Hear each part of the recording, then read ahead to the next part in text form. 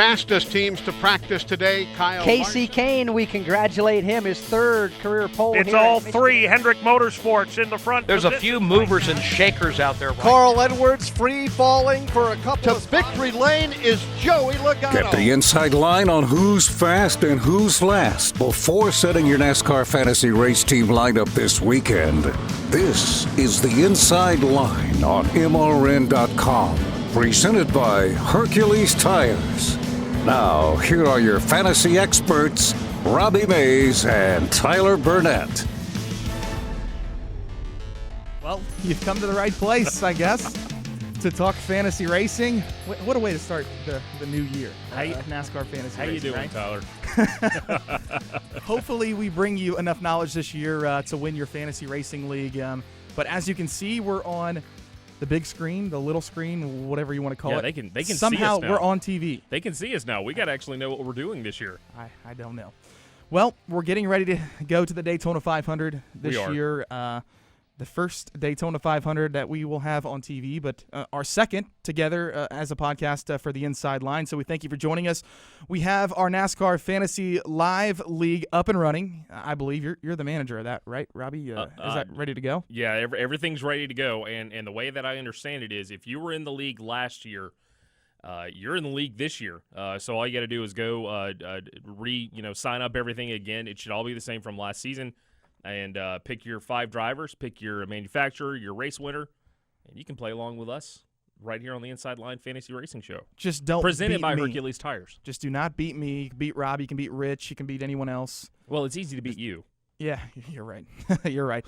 Let's talk qualifying. Last week, or Sunday, I guess is what it was. Sunday, we qualified. We now have the youngest winner ever in the Daytona 500 history at 20 years of age. Chase Elliott. That's a big story coming into this year, and we're going to talk about it more. We're going to have Mike Ford on the show, senior content manager at NASCAR IMC. He's basically a fantasy guru, better than us most likely, but he's going to talk loop data and stuff like that and other stats. But he's going to talk about Chase Elliott as well. But that's a big deal having Chase Elliott on the poll, right? It is a huge deal. And first of all, let me say about Mike Ford. Mike Ford is my hero. Because he knows more about numbers than I do, and I love numbers. So I'm looking forward to having him on. Chase Elliott sitting on the pole, Tyler, is probably, it's not uncommon for rookies to sit on the pole in the Daytona 500. 3 of the last 4 seasons, a rookie has sat on the pole for the Daytona 500. If you go back to 2013, it was Danica Patrick. If you go back to 2014, Austin Dillon driving the 3 car. 2015, Jeff Gordon won the pole for the Daytona 500. So not a shocker there. He's a veteran of the sport, and we'll talk about him not being a race car driver anymore in a little bit. But Chase Elliott sitting on the pole, not uncommon. My question is, Sunday afternoon, when it's go time at the end of the race, is he going to have any help to try to get him up there to win the race, not just sit on the pole? I think he's going to have the help because he has teammates that have the best cars in the garage. If you went back to qualifying last week, Matt Kenseth, though he's on the front row, I thought Junior had a better car. I thought Jimmy Johnson has a better car, and I think Casey Kane has a good car as well. So he's going to have help at Hendrick Motorsports, and they have a lot of power under the hood at Daytona right now, and those are definitely some of the best cars in the garage. He's going to have help, so we'll see if he can stay up front. My thing is, and I'm going to ask Mike this, his numbers are not great at restrictor plate tracks. He finished 3rd at Daytona the last time we were there in the summer in the Xfinity race. But other than that, he has not been that great on a restrictor plate track. So my question is, can we see him at the front of the field towards the end of the race? And right now, I was hugely surprised that he qualified on the pole. I don't know if you were. I know he has a good car in that 24 car. This is the second year in a row that it's been on the pole because Jeff Gordon was on the pole last year. But my thing is, I don't know if Chase Elliott can stay up front, and we'll talk about that more throughout the year. If he wins this race, he will not be the youngest winner of this race, though. No. Trevor Bayne in 2011 was 20 years and 2 days old, and Chase Elliott is older than that. So that's a cool storyline to talk about. Also, Matt Kenseth, Joe Gibbs Racing surprised me with how fast their cars were, and especially Matt Kenseth. And I think Matt Kenseth, I'll say this later on in the show, I think he could win this race this weekend. He's one of the best racers in the garage as far as consistency and staying towards the front of the field at the end of the race. I want to go back to the Hendrick Motorsports for a second. In the Sprint Unlimited last Saturday night, I was not impressed with the Hendrick Motorsports cars. Now, yes, Jimmy Johnson started on the pole. They drew for the pole position. for that race. So that's how he started on the pole. Dale Earnhardt Jr. was quick for a while, but all three of their cars, Kasey Kahne, Jimmy Johnson, Dale Earnhardt Jr., had problems. Dale Earnhardt Jr. was caught up in the wreck with Brian Vickers early in the race. Jimmy Johnson got spun out. And even when he did sit on the pole, he wasn't really that quick all night long. So it was weird to me because usually Hendrick brings really strong cars for that race. Kasey Kahne had problems. He didn't finish the race. I don't really know how much you can take away from the Sprint Unlimited into this weekend for the Daytona 500. But just pack racing-wise, it concerned me that those three cars were not as quick as they probably should have been last Saturday. I don't think you can take anything away from the Sprint Unlimited because I thought Junior was quick. I mean, he stayed right there at the front of the pack the entire time, and you could ride anywhere in the Sprint Unlimited and try to avoid wrecks. That's basically what it is, running the Sprint Unlimited. So unlucky for Junior, he got caught up in a wreck. I think it was Brian Vickers who spun out and hit the side of him. He was still fast enough to win that race, I believe, and I think we showed in qualifying, you put your car out there, out of the draft, raw speed. Hendrick Motorsports has the fastest cars in the garage right now at Daytona. Would you not agree with that? Well, just in raw speed, yes, I would say that Hendrick is historically Hendrick has been. They've always had a good plate program going back through the years. You talked about Joe Gibbs Racing. Kyle Busch won the championship last year. Really amazing story, and we didn't really get a chance to follow up after Homestead last year. I wasn't expecting Kyle to win that race. I was expecting Kevin Harvick to win that race, and he win the championship instead. But Kyle Busch, Joe Gibbs Racing towards the second half of last season, they were the dominant team. And I'm curious if they can continue that. This season they swapped some crew chiefs around. Kyle Busch has got the same crew chief. Matt Kenseth still has the same crew chief. But Denny Hamlin, Mike Wheeler, he's on the pit box now for those guys. And Carl Edwards has a new pit boss as well. So my question is, can they continue that into this season? And as a side note to that, Martin Truex Jr., now in a Toyota, made the Final Four at Homestead last year. Can he, with the Joe Gibbs affiliation, can they also continue what they started last season? Yeah, and when we go forward, you're going to see most likely the week after at Atlanta is when we're going to see the new rules package. That's where you're going to see who's going to be the fantasy contenders because restrictor plate racing is just a wild card. And we'll talk to Mike Ford about that next. You're listening to the Inside Line Fantasy Racing Show right here on MotorRacingNetwork.com. The Inside Line will return in just a moment.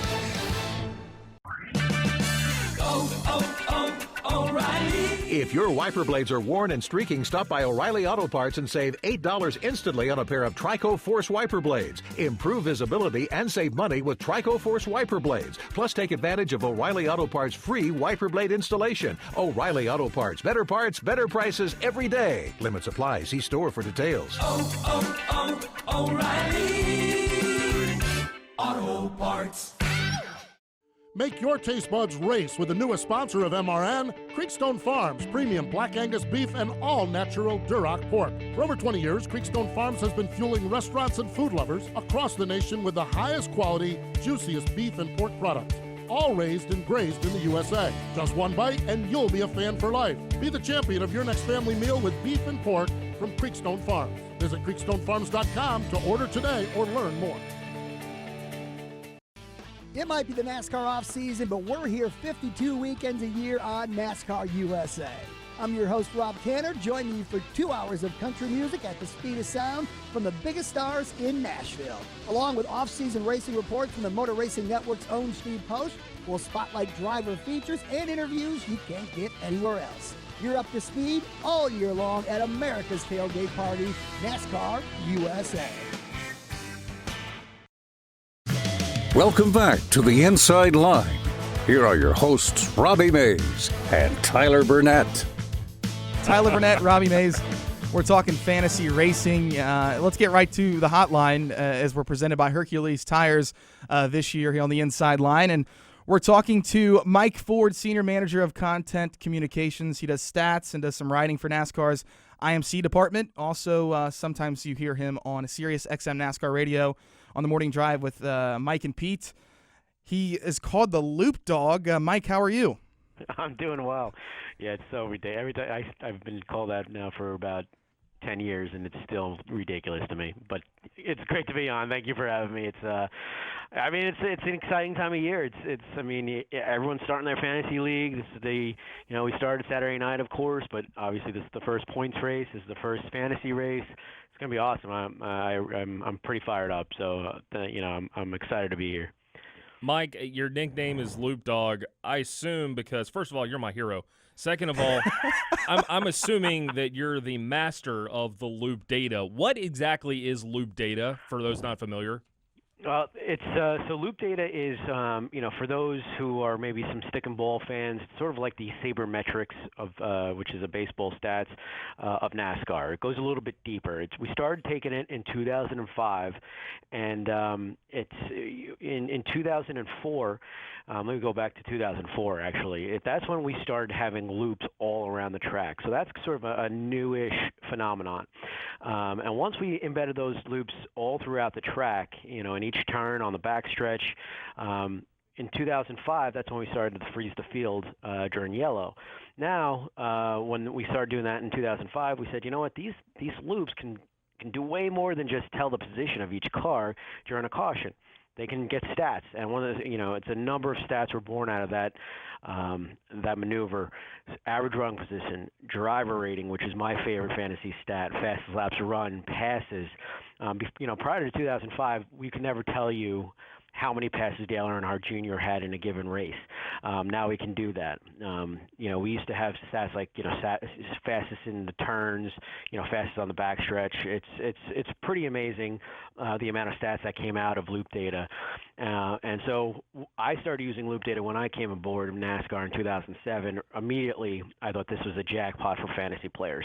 The driver rating, especially, I hate to go on this long monologue here, but the driver rating is so important for fantasy players. It takes into account, what we call racing deals.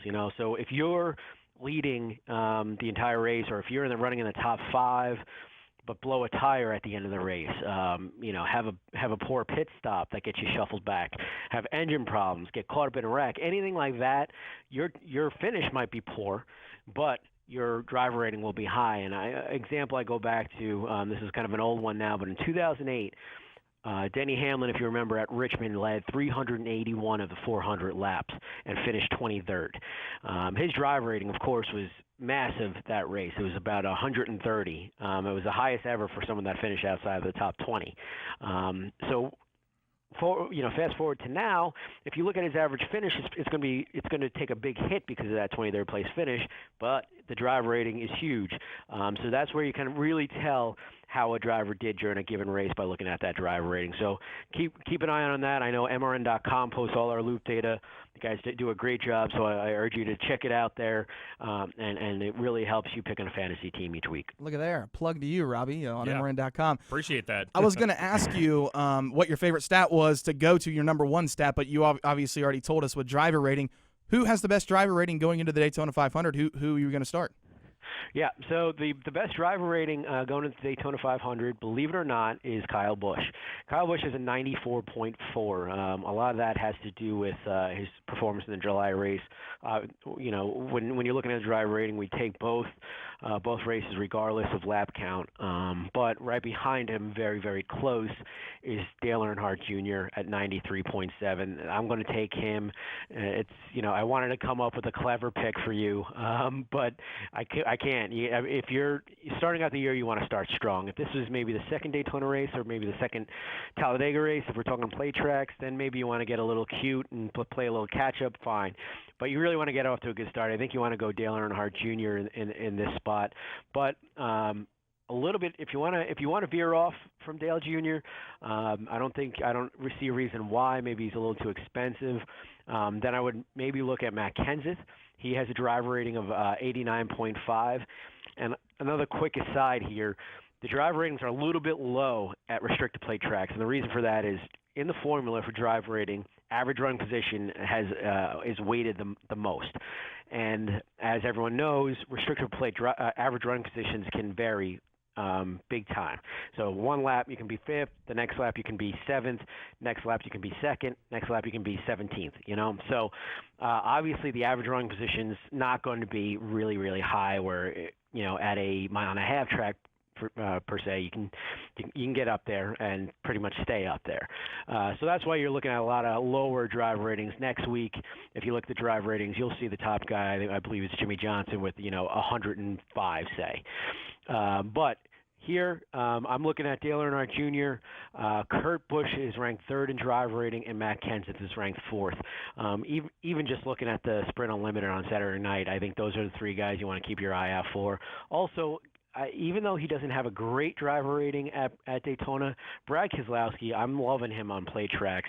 I think he's really a sneaky pick this weekend. He's very good at Talladega, obviously, but he is that guy has figured it out on restricted plate tracks. I mean, he won when it was Phoenix Racing at Talladega, his very first win. So look out for him. He really impressed me at the Sprint Unlimited on Saturday night. Yeah, I like Keselowski last year too, but he didn't make it a quarter of the race because he blew up. But so I might not go back to the well there. But once, right. Mike, we saw Chase Elliott last Sunday become the youngest pole winner in Daytona 5 history.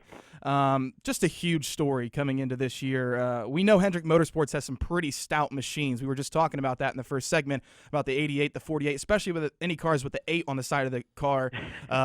They're strong. Chase Elliott really has not been that strong on restrictor plate tracks in the Xfinity Series. He has a 3rd-place finish the last time we were in Daytona. How do you assess his chances this week in the Daytona 500? Yeah, I would stay away for a number of reasons. I mean, the pole winner, it won the last time out at Daytona. Dale Earnhardt Jr. won. He was on the pole. It was a rain-out situation there, but he wound up winning the race. But Daytona 500 pole winners don't have much of a history winning the race. Last one to do it was Dale Jarrett in 2000. And here's my main reason. There's a couple. One, putting that much on a rookie is tough to begin with in his first race. Leading the field to green in the biggest race of the year, taking over the iconic 24 ride. There's just a lot of pressure in there. But more importantly, looking at the X's and O, and not to get too philosophical, throw that out the window. It really just doesn't make any business sense because in pretty much every league except maybe Yahoo, you're going to get docked if you pick the pole winner and he loses. If you're talking about the NASCAR.com Fantasy Live game, if you're talking about DraftKings, you have that stat called place differential, where it's simply your start subtracted by where you finish. So if he finishes 2nd, you're going to get -1. So if he finishes 10th, which is an outstanding finish for a rookie in a Daytona 500, you're going to get -9 points. It just doesn't make any sense. So I would leave Chase Elliott out, and that place differential stat is a really key one, especially at restrictor plate tracks. You want to look at a guy, drivers that are going to start deep in the field and pick them. You see, a couple years ago, I remember Tony Stewart winning at Daytona, and I think he started 37th or worse. So you're going to get tons of bonus points on restrictor plate tracks with that place differential. I think Denny Hamlin did it last year at Talladega, started outside the top 20, and then won the race.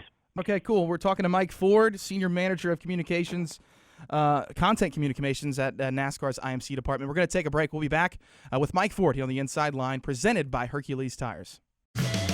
Got a question or opinion about your fantasy lineup? Give us a call at 8444-ASK-MRN, and it may get used on next week's show. The Inside Line will return in a moment. Whatever you drive, wherever you go, Hercules Tires will get you there, whether you're running on dirt or running a job. Our dependable, high-quality tires are the perfect fit for your needs. For unmatched value, selection, and warranty with industry-leading road hazard protection, there's only one choice: Hercules Tires. To learn more, visit HerculesTire.com or call 800-677-9535. Hercules Tires, ride on our strength.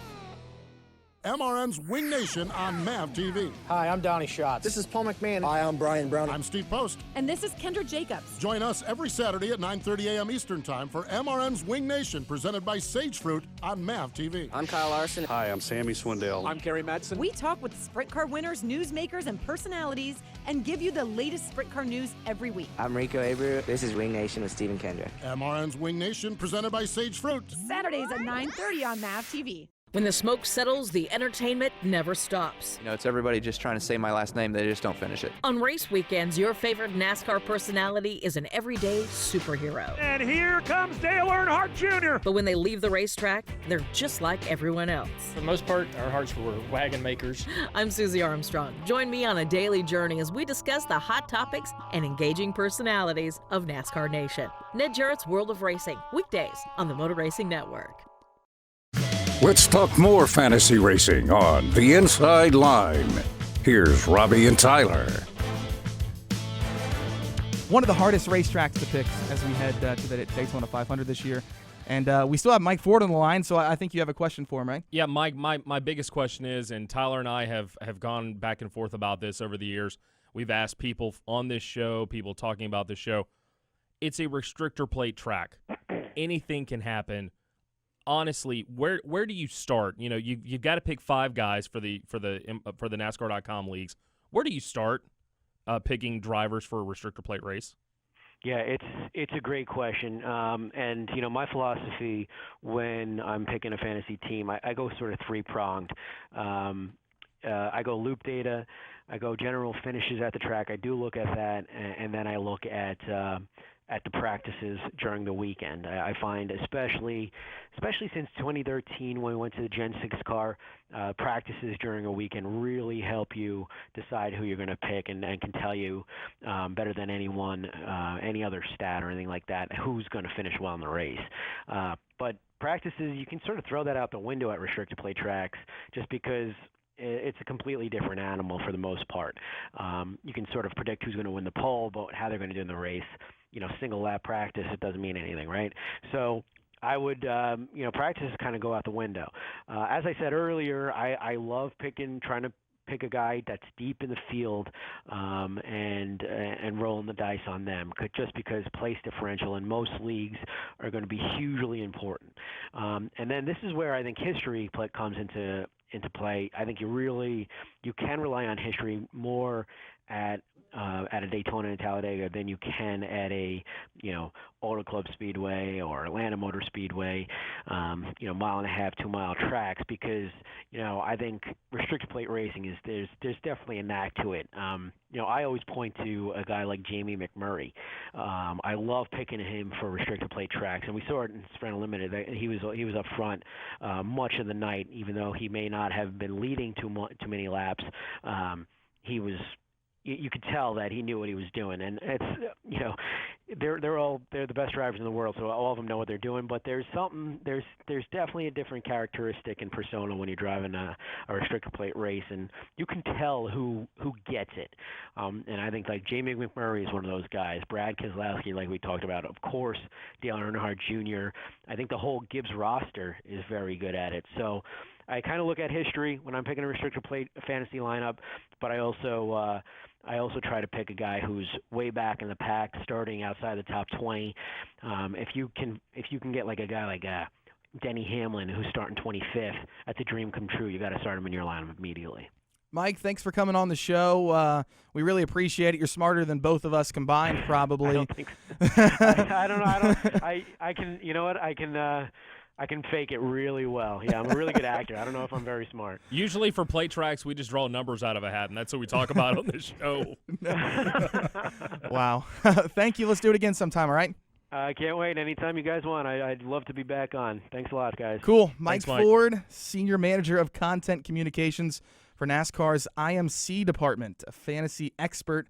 Follow him on Twitter at @MFord. That's Ford with an E at the end of it. So we're going to take one more break. We'll be back. We'll finish out the show with our fantasy teams. You're listening to the Inside Line Fantasy Racing Show, presented by Hercules Tires. We'll be right back in just a moment to talk more fantasy racing with Tyler and Robbie here on the Inside Line.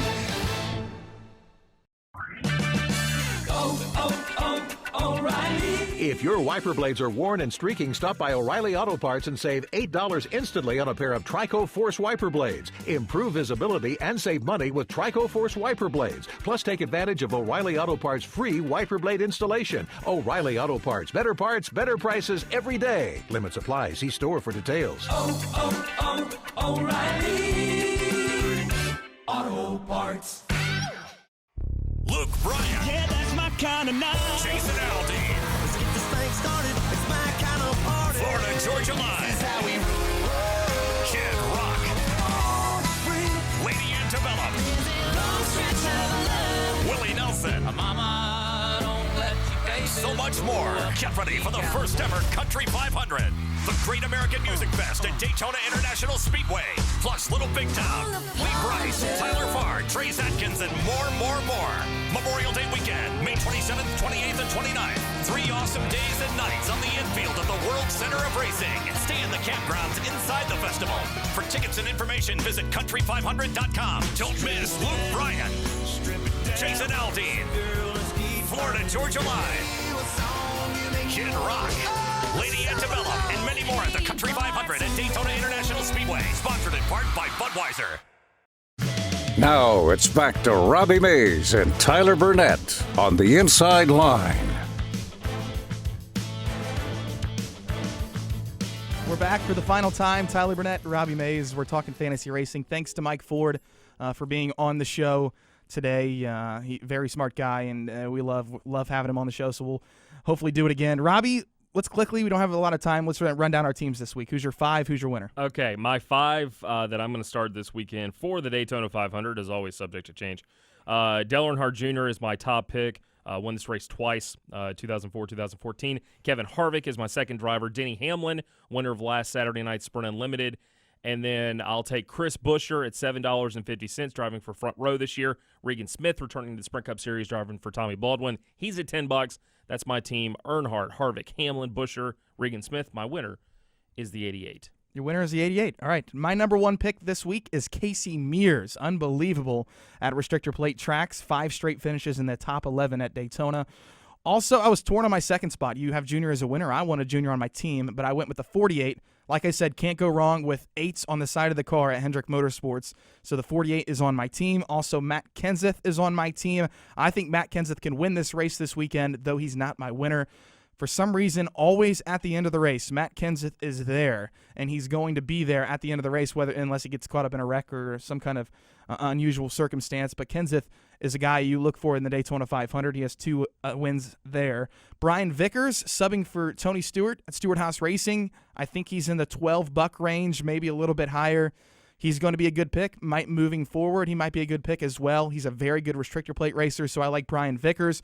Also, Austin Dillon. Austin Dillon's numbers at Daytona have been very good. In fact, he's top 3 in driver averages over the last 10 races at Daytona.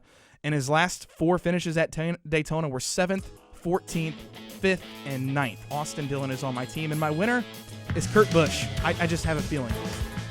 We talked to Mike Ford about Kurt Busch, and I think he's got a feeling for the Daytona 500. So your final thoughts, Rob? Veteran who's never won the 500. It's time for him to do that. All right. Follow us on Twitter at MRN Fantasy. You can follow myself at _Tyler Burnett. You can also follow Robbie Mays at Robbie Mays. Thanks to Mike Ford. We're going to see you next week. You've been listening to The Inside Line, presented by Hercules Tires. Stream us every Friday on MotorRacingNetwork.com or on the MRN app. The Inside Line is also available on demand at the MRN.com Media Center or download it through iTunes or Stitcher. The Inside Line is a production of the Motor Racing Network.